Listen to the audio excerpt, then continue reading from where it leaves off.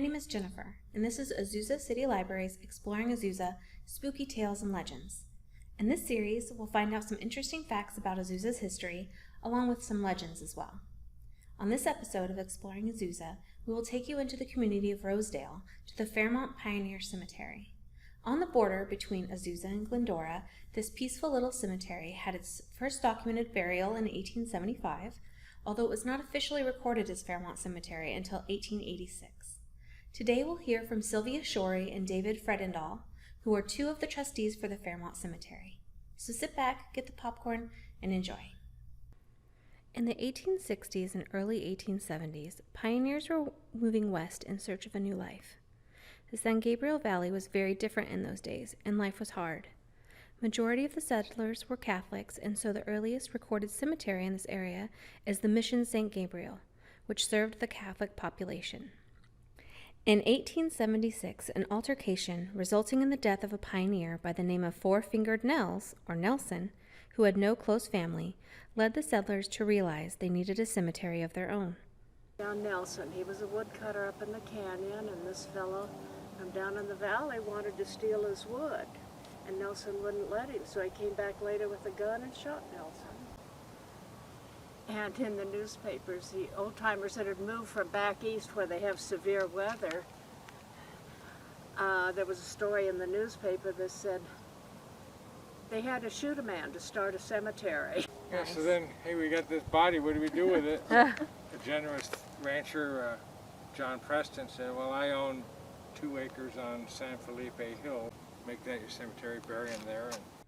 And thus, Fairmont Cemetery was born.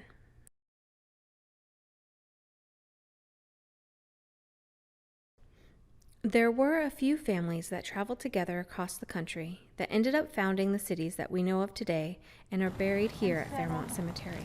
Near the river in Irwin. These guys all traveled together. The Shoreys traveled with them.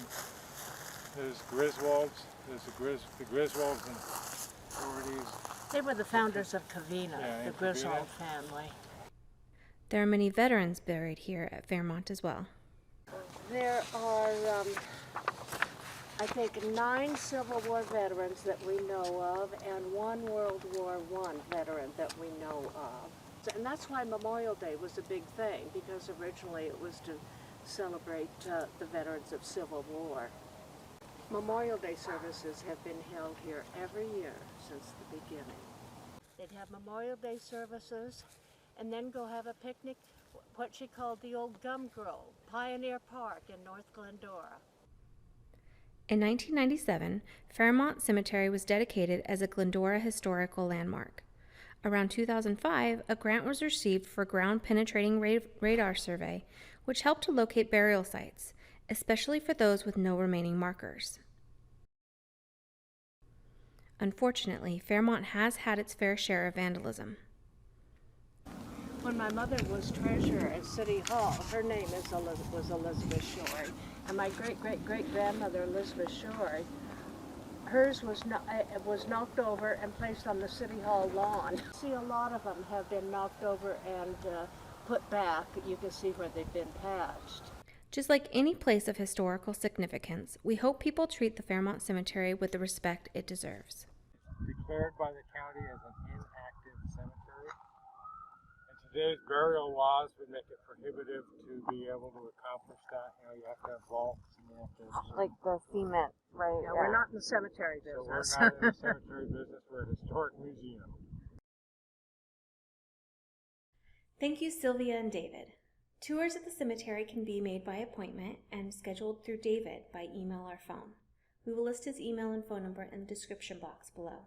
Thank you for watching. See you guys next time. Stay spooky.